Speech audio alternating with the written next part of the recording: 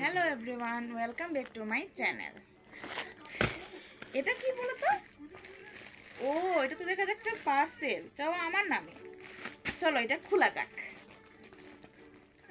দেখি এটা খুলে। এটা খুলতেই চাইতেছে না।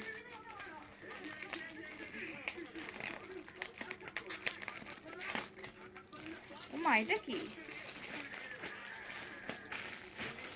এটা তো দেখা যাচ্ছে শাড়ি, বা দুইখানা শাড়ি। দেখি তো এটা খুলে একবার একটা।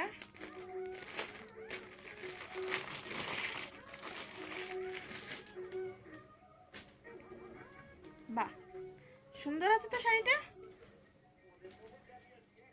এইটা মনে হয় আঁচলের দিকটা, আর এইটা মেবি বডি। আচ্ছা,